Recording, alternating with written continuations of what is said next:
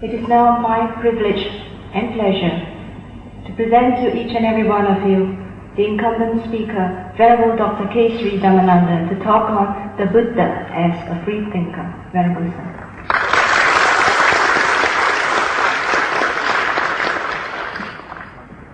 Venerable Mahasangha, dear friends, once again I would like to express my sincere thanks for having invited me to come and deliver this talk on the Buddha as a free thinker.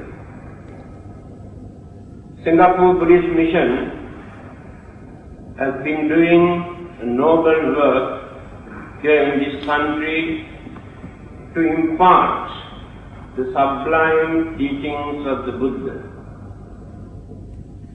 Their activities are confined for publications, religious talks, meditations, religious discussions, mostly on religious educational activities. Because there are many other temples where devotees can find out various other devotional aspects. The subjects that we have chosen tonight is a very controversial subject. The word free thinker is not encouraged by Singapore government.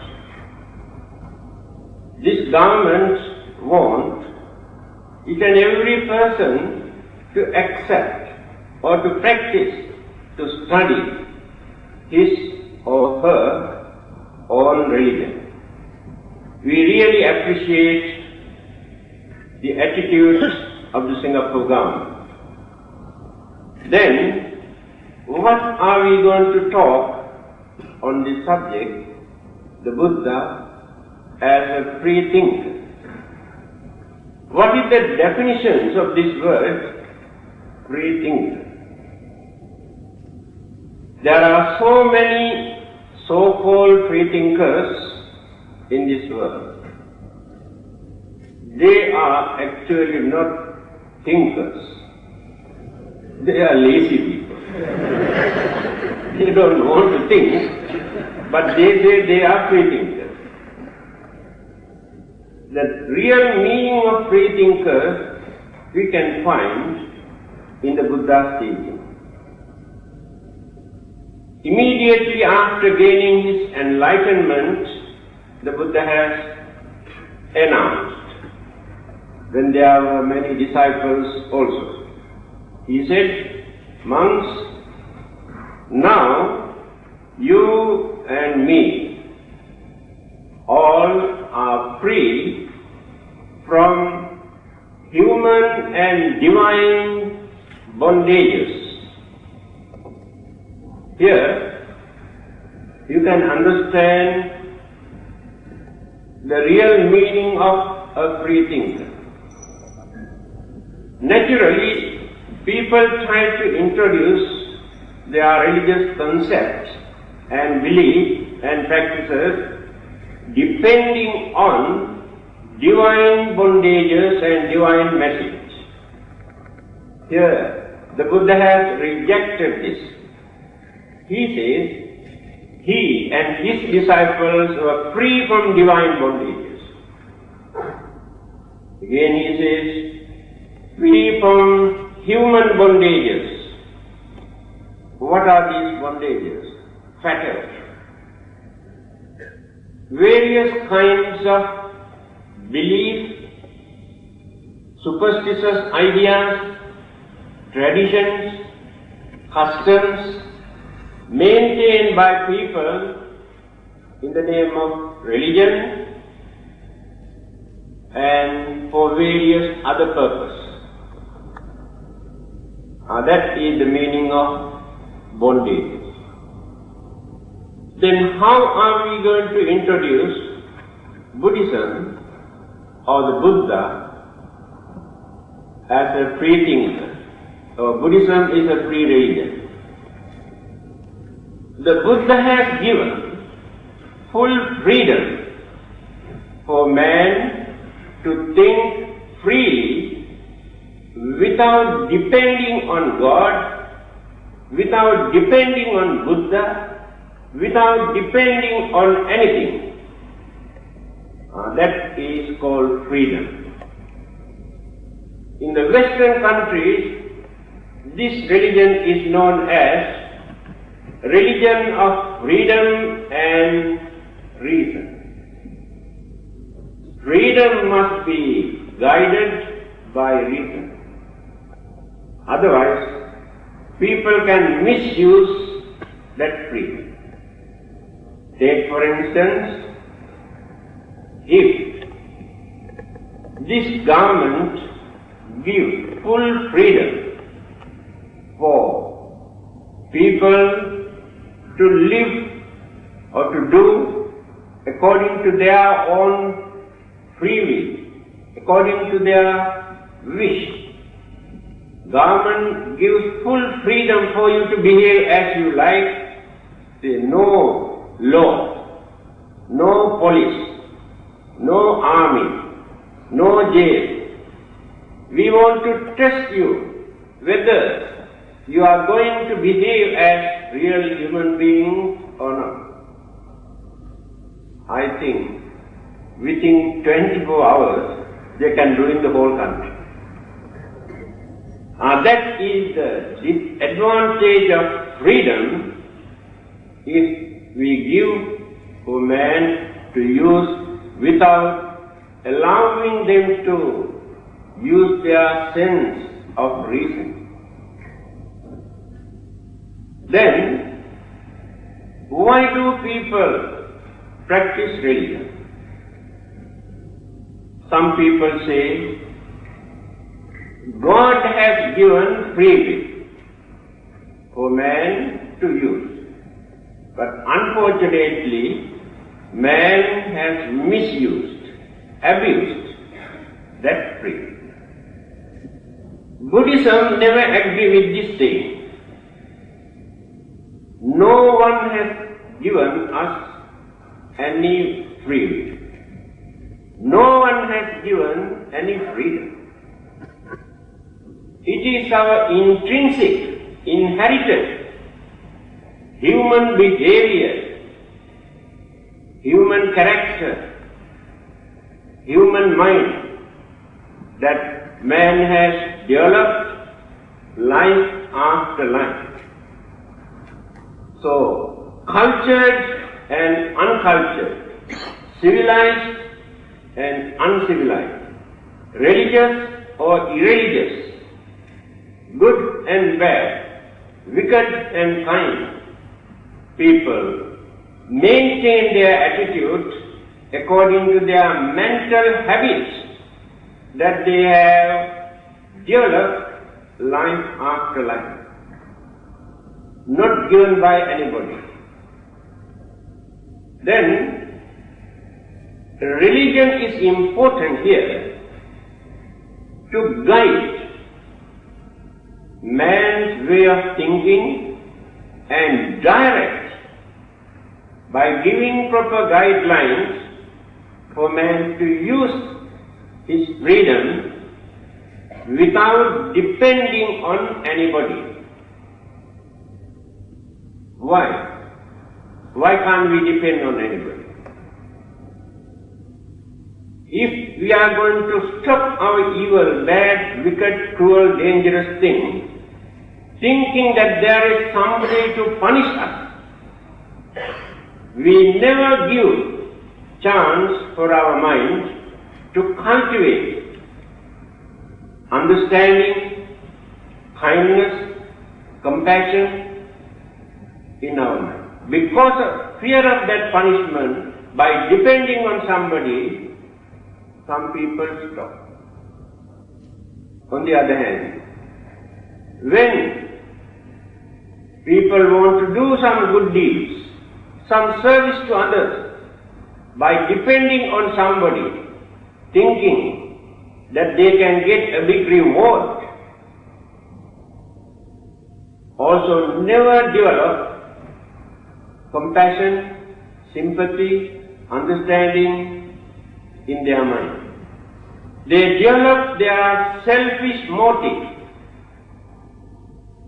So both avoid evil deeds, to escape from punishment, it is selfishness. Do good to get a reward from somebody, it is selfishness. Buddhism never supports this concept, this belief. Supposing if heaven and hell both were closed down, you can see whether there is anything for people to practice as religion. How many people remain as religious people if there is no heaven or hell? But people can practice Buddhism without depending on heaven and without creating fear, thinking about heaven. This is the beauty in the Buddha's teaching. The Buddha wanted to cultivate man's way of thinking by cultivating his ideas according to certain moral code, ethical code, discipline, mental training, character building. But not by creating temptation in the man's mind, illustrating heaven. But not by creating fear in the man's mind, by illustrating hellfire. So that is why people appreciate this religion as a religion of freedom and reason. Then, the method introduced by the Buddha for us to learn, to think, to investigate, and to understand. There is nothing for us to accept at once through our belief. The Buddha says, don't accept anything through your emotional faith, because it is difficult for you to understand the truth, facts or reality, because that faith can become a blind faith. Later, they can behave as religious fanatics. They have not developed analytical knowledge in their mind to understand why we should practice certain things and why we should keep away from certain things. Take for instance a small child who cannot understand things properly. Father or mother threaten him when he is very mischievous to beat him, not to violate or not to make mistakes. Because of that fear, the child may stop evil deeds or bad deeds or mistakes. But he never realized why it is wrong, where the mistake is. That is the danger of fear of punishment. Again, when they ask that child to do something, he refuses. Then the father or mother say, if you do this, we will give you ice cream or chocolate. That is reward. Then he will do that, but no understanding. So we should not introduce a religion in that way. No understanding. When I used to visit Pudu jail in Kerala as a visiting justice to go and talk to those inmates in the prison, So they have told me, many of those youngsters, we had to join with bad hat, gangsters, robbery, and various other crimes and offences. So today we are here in the jail. Then I asked, what are you going to do when you are released from this jail? They say, we have no other choice, we have to carry on the same thing.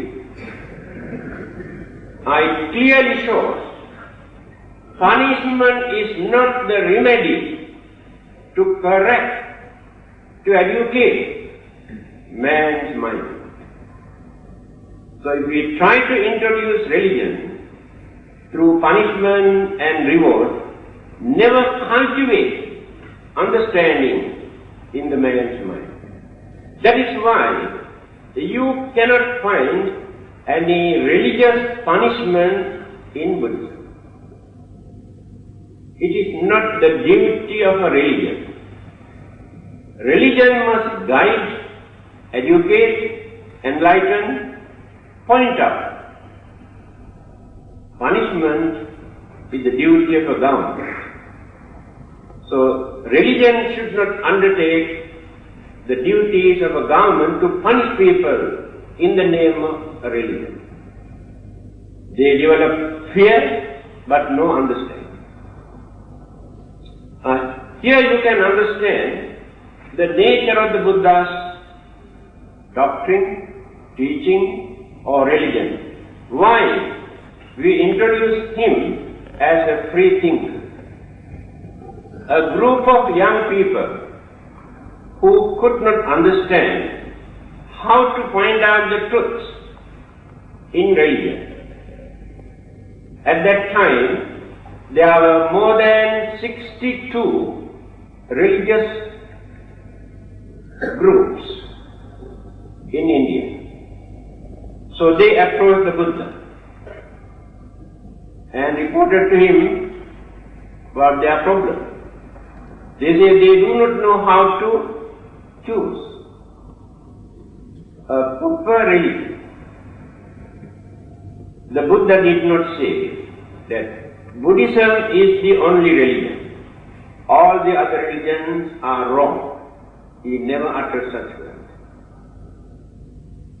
Then he gave certain guidelines for these young people to think freely, without depending on anything.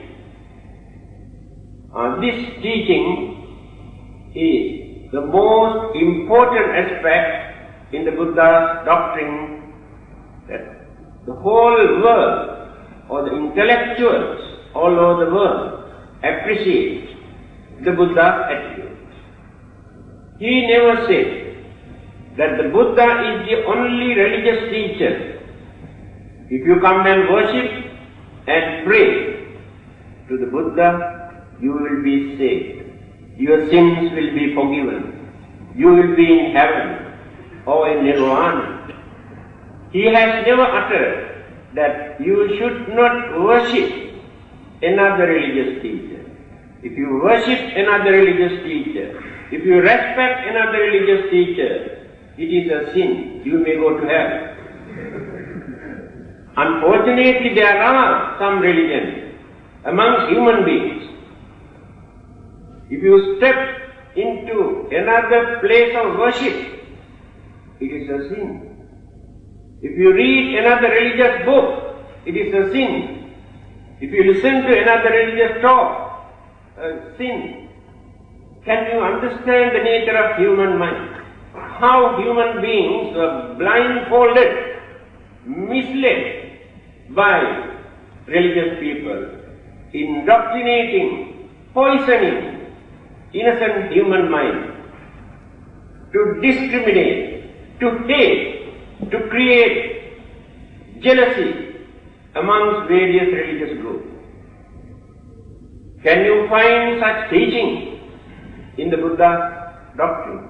Or can you find such attitude among the followers of the Buddha for the last 2,500 years? That is why Buddhists do not organize a scheme, or they never lay underground cables to convert people by adapting all sort of monkey tricks using as religion. Buddhists are not keen to convert the followers of other religions. Buddhists never regard they are the only blessed people, all the others are sinners. Buddhists never convert anybody. Buddhism never advises people to baptize, to forgive the sin. How can we forgive a sin committed by another person? We can see the vast difference. Again, from your birth up to your graveyard, the freedom that you enjoy as Buddhist, you can see when you compare your freedom with others. There is no such religious law in Buddhism that your child must be baptized to forgive the sin. It is up to you. There is no such thing that the marriage must be performed in a religious place, because this marriage is being recorded in heaven. That is why they say it is impossible to divorce, because after this marriage in that place of worship, they sent a cable to heaven and so got married here in the church or somewhere else. When they want to divorce, they say, no, you cannot divorce because it's already recorded in heaven. Why can't they send another cable to heaven saying that so and so is separated? I cannot understand what is the difficulty.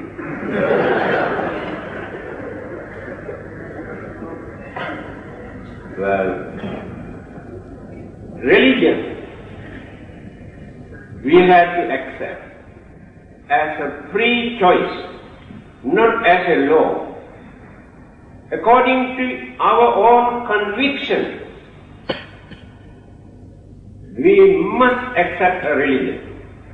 And for that religion, the label is immaterial. Today, the whole world is fighting to introduce religious labels, but nobody to introduce religion. They are fighting, killing each other, harboring jealousy, hatred, to introduce religious labels. Now, innocent Buddhists and Hindus or some others who can satisfy with their religion have been practicing this religion for more than 2,000, 3,000 years as their culture, as their tradition, as their way of life, a rich philosophy, a rich psychology, and morals and ethics. But some others come and tell you, you must accept this religion, otherwise you go to hell. Can you imagine? They want to give another religious label. That's all. That label is enough for you to go to heaven. Take in my case.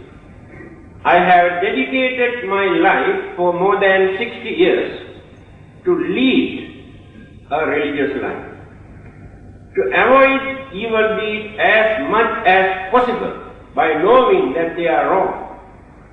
Try to do good as much as possible. Try to do some service to others without hurting, disturbing, bluffing, swindling, hurting them. But even then, I have no chance to go to heaven. A culprit who has violated and endangered innocent people by committing all sorts of evil, before his death, people come and say, if you embrace this religion, the God forgive all your sins that you have committed and straight away you will be in heaven. So that culprit had the chance to go to heaven after violating all the evil, innocent people, peace and happiness. The man who has done service to others, trying to cultivate way of life by observing all the good qualities and virtues, have no chance to go to heaven. Is that the way of religion? How are we going to justify religion? So, our way of practicing religion is not to have a separate religious label. We believe whether people have different religious labels, they are Christians or Hindus or Muslims or even so-called freethinkers. If they are good people, cultured people, if they do not harm others, and if they behave as gentlemen,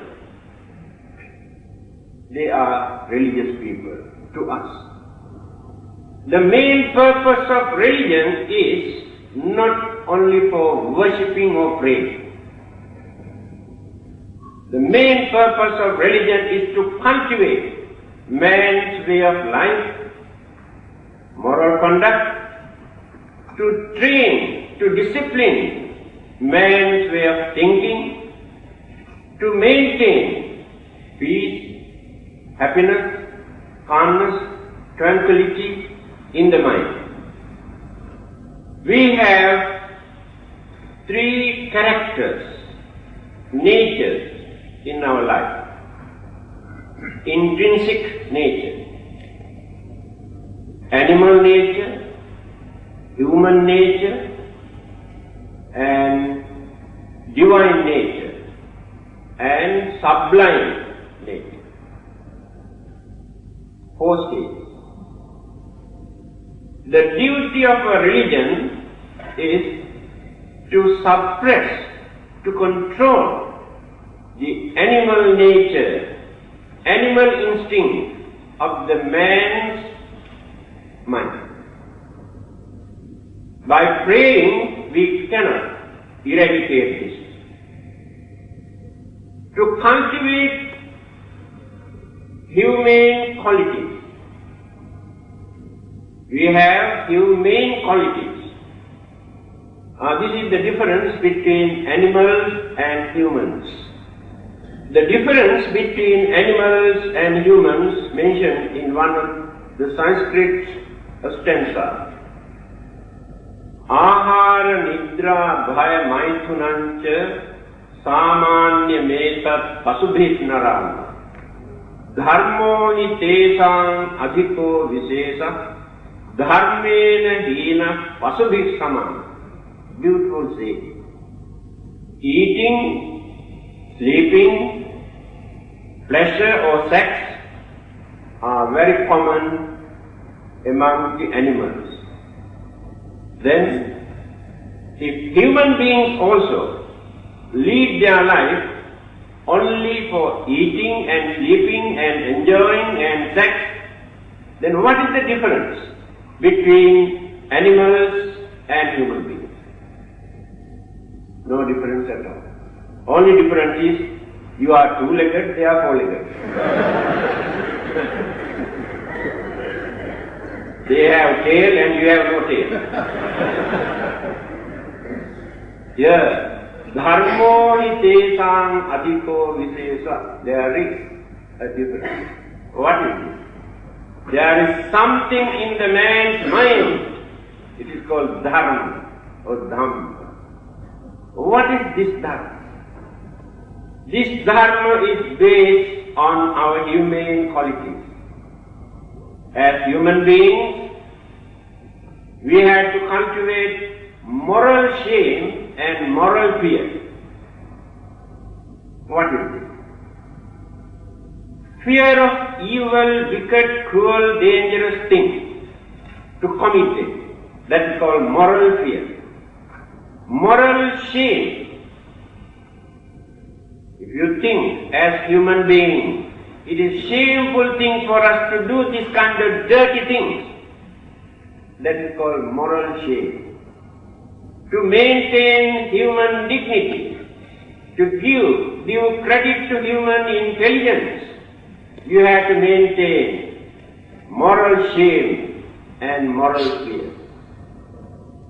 Today we have so many religions, almost every day, churches, mosques, temples, places of worshippers, crowded. They say religion is progressing very well. Everywhere praying and worshipping and burning just sticks and papers. But no shame, no fear in the man's mind. Then where is religion? Even humanism also not there. Because humanism is lower than religion. Religion is advanced humanism. So we have to cultivate humane qualities. What are those qualities?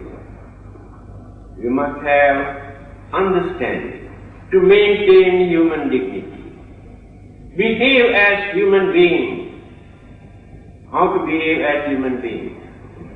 If you can live without disturbing another person or without disturbing others, that is more than enough. But can you do that? Then what is the big idea of praying and worshipping?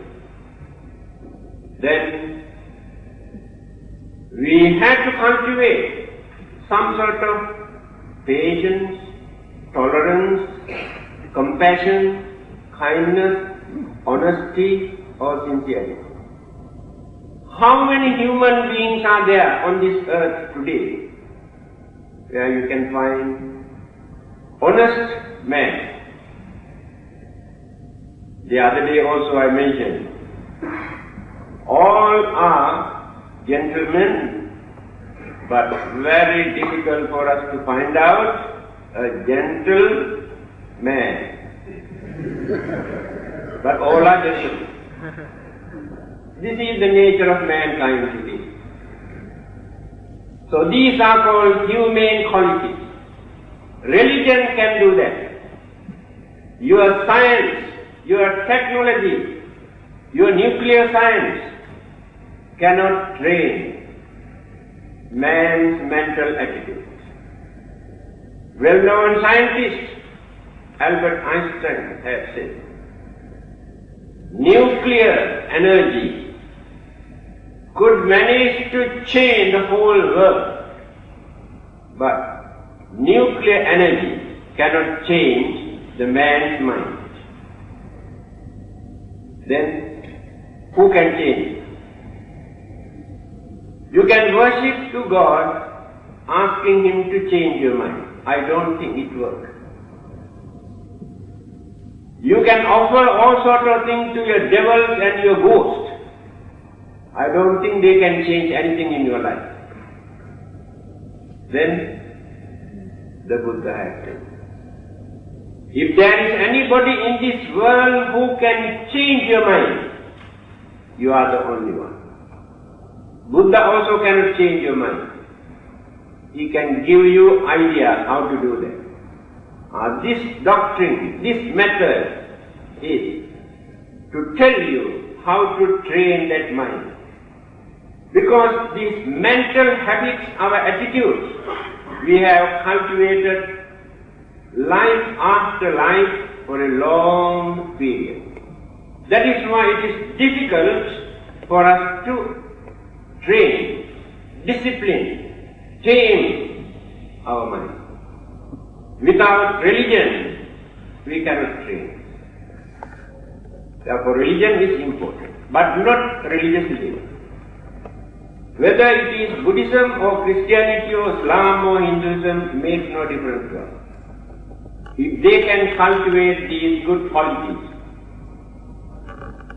if there is heaven, all of them can enjoy same heavenly bliss, because heaven is not reserved or monopolized by one particular religious group, common to everybody.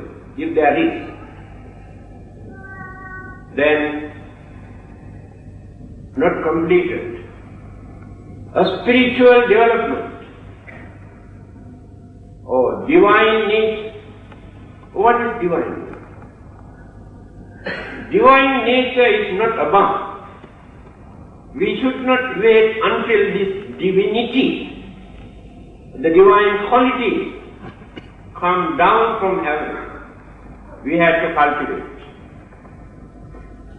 By eradicating animal nature,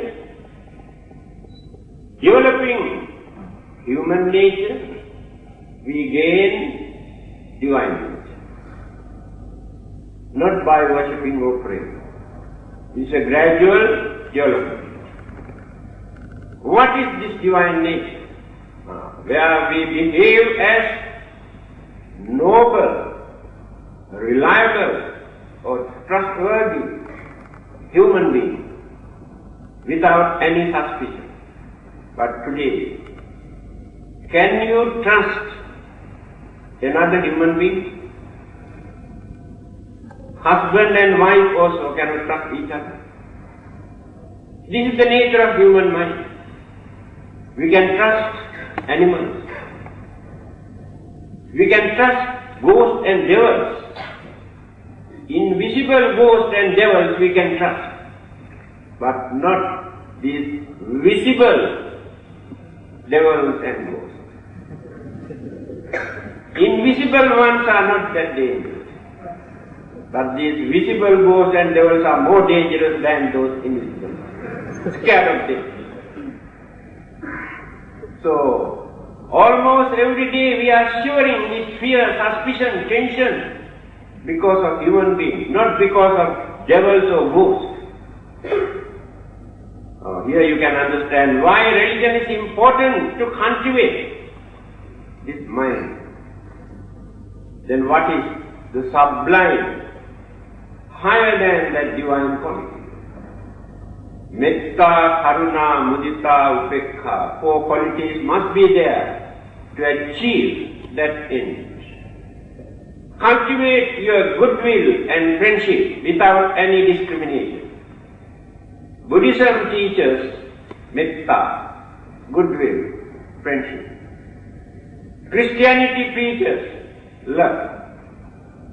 Islam preaches brotherhood. Hinduism preaches oneness without any difference. They do their practice. They can say yes, they do practice. How? They extend this only towards their own community. Brotherhood among the followers of that religion. To others, no such brotherhood. Kindness and compassion towards their own religious group, but not to others. They hate others. That is not the way how Buddha has introduced it. He says, Bhutava Sambhavesiva, those who are born or unborn, Dittava Yeva Additta, visible or invisible living being, extend this goodwill, kindness, compassion, loving kindness. This is the Buddhist attitude. No frontier, no limit. So, we use all these things as names just to glorify about our religion, just to convert people by illustrating beautiful stories. That's all. Anyway, let me complete. The advice given by the Buddha to this young group, he said, first thing, you should not depend on mere report. People can report, they can record according to their way of thinking. So you should not accept anything at once by depending on report recorded by somebody. That is the first advice given by me. I think you can understand, no need to elaborate. Second thing, not to depend on your tradition. This is the biggest problem we are facing. We have so many traditions, customs, introduced by our forefathers, if not by primitive people, according to their way of thinking at that time. They had their own imagination. Science and technology and worldly knowledge about life and the world and the universe was very, very poor at that time. Because of the fear that they have created in their mind, they started various kind of rites and rituals and ceremonies, later become tradition. These traditions later we converted into culture. So today we accept them as our culture. We think we are bound to accept and practice these things. The Buddha's advice is not to depend on your own tradition to justify that you can find truth in your tradition. At the same time, he also did not advise you to throw away all your tradition. He respects culture, he respects tradition, but try to find out whether there is any significance, any meaning, whether good for you as well as for others. If useful, meaningful, accept. If not, give up. Third one, hearsay. People come and tell you all sorts of cock and bull stories about miracles, supernatural powers of their masters, gurus, teachers, religion, gods and goddesses, angels. They spread, they exaggerate, they beautify, decorate all sorts of stories and come and tell you, to influence you, to tempt you. The Buddha's advice is don't accept what they say. You can listen. You must understand. You are not fools. First you must understand this. You have human mind, but you never give chance for that human mind to think unbiasedly. Always depend on something or somebody. That means you become biased. Then listen to others. Accept what they say. Later you will come to know what you have accepted is wrong. So without investigating, without using your common sense, don't accept anything. Next one, don't depend on your holy book or authorities. People always say, our holy book says like this. This is a divine message recorded by religious authorities. You have to accept it. The Buddha's advice is not to accept, although it is recorded in your holy book, even in the Buddhist book. Can you find out a religious teacher in this world who can utter such words? See how much credit that he has given, how much freedom that he has given for man to think, to reason out. People say this is a divine message. Given to whom? Given to somebody, only to one man. Why only this message was given to one man? Why only one particular country? If it is a divine message, it must be given to whole mankind. Therefore, they say this is a secret message given by God. Yes, we believe that there must be some secret. Otherwise they never say. There is no reason why God is scared of man. Come and announce. There is no controversy we accept. That's why the Buddha said people can record anything in their book. Later come and introduce, this is a divine message, this is a holy book. You have no argument. Your duty to accept. Buddha says don't accept. Think whether it is right or wrong. Then the authorities. Religious authorities use their full power to control human beings as cattle, as animals. They have their ready-made religious concept, so they hand over their concept to you. So your duty is to accept these ready-made religious concepts. You cannot doubt. You cannot ask questions. So you have to accept. So you have no chance to use your free will or your common sense, your reasoning, your human mind. The Buddha did not introduce this kind of religion. Then, do not accept anything through mere reasoning. Now this is a very big problem.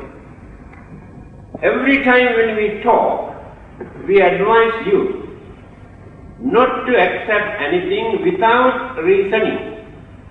Here the Buddha says, don't depend on mere reasoning. Why? Our reasoning is very limited. Even small children also can reason out. According to their way of thinking, they can reason out. We can reason out certain things. We think our reason is correct. There are well-known great philosophers, thinkers, scientists, psychologists in this world. In the eyes of those highly intellectuals, our reasoning is not correct. Again, the reasoning of those scientists, philosophers, psychologists, or great thinkers, when you compare with those enlightened religious teachers, in the eyes of those enlightened religious teachers, you can understand their reasoning also not complete, not correct. Now that is why the Buddha says, to accept the truth, to accept anything as reality, at once you should not use your limited five senses and limited way of thinking to reason out. Since there is no any other choice, for the time being you have to use, but later you have to change.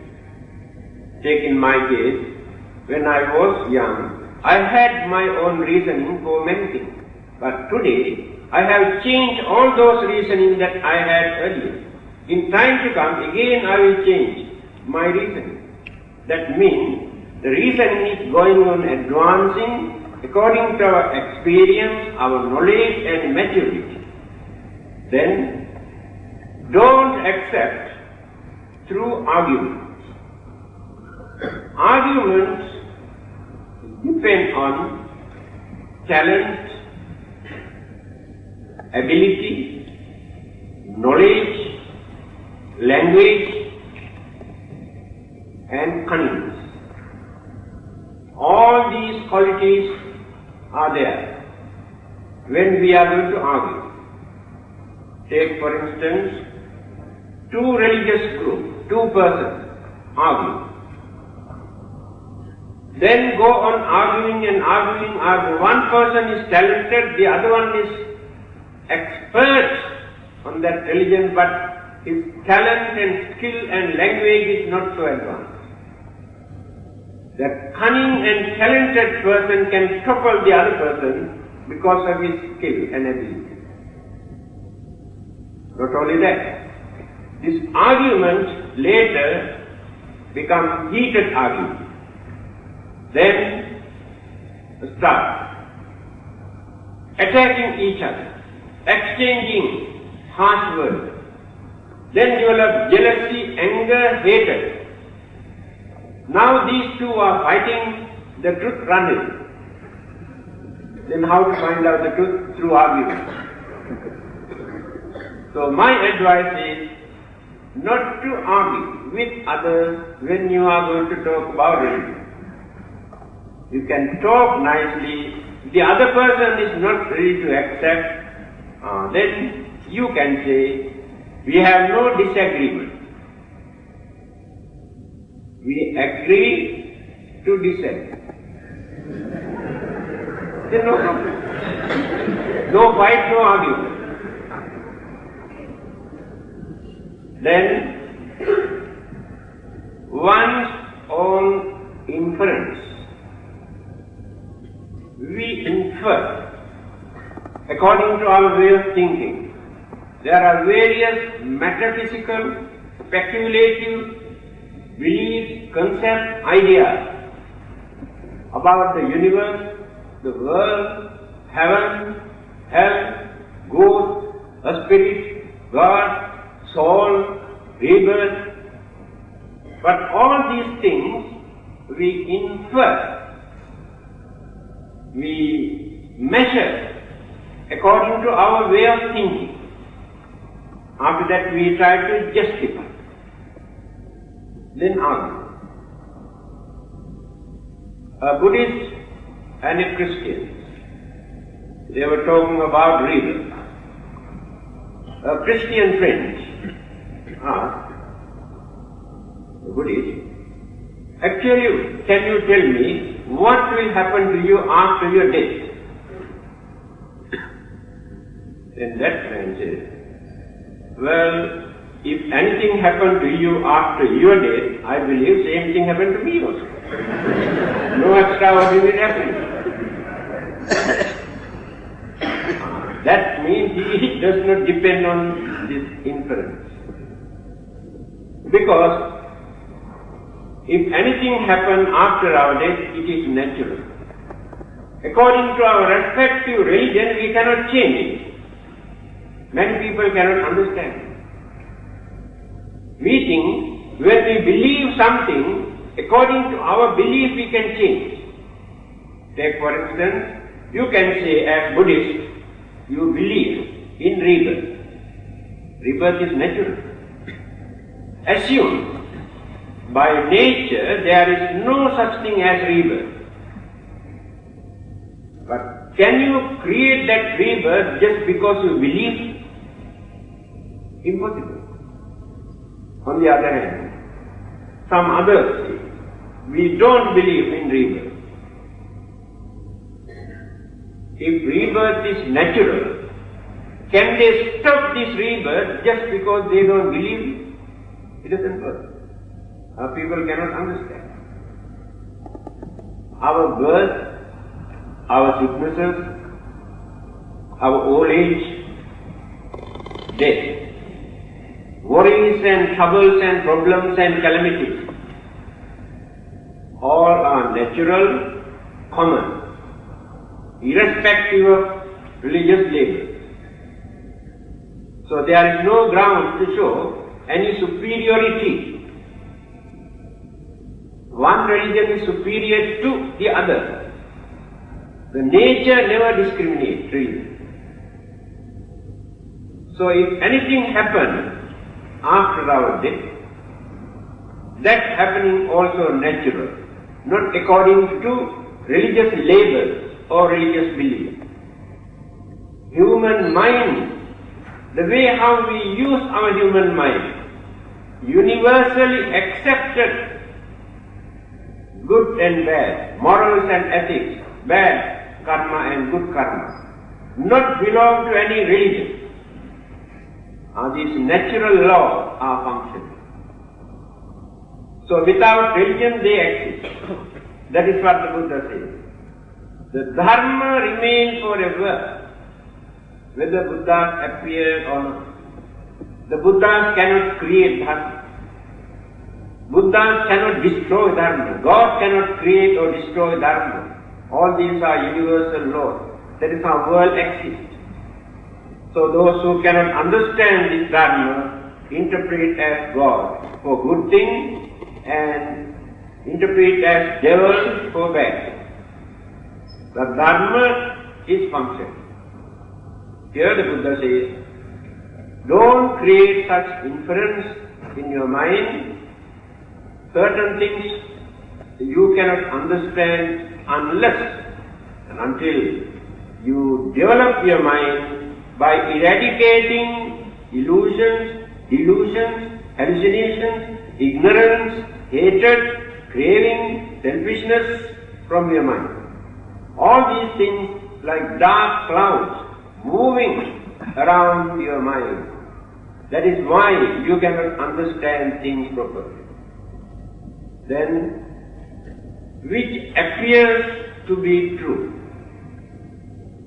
When you look at, when you listen, when you read, when you think, you believe that it is true. But we have not used any other faculty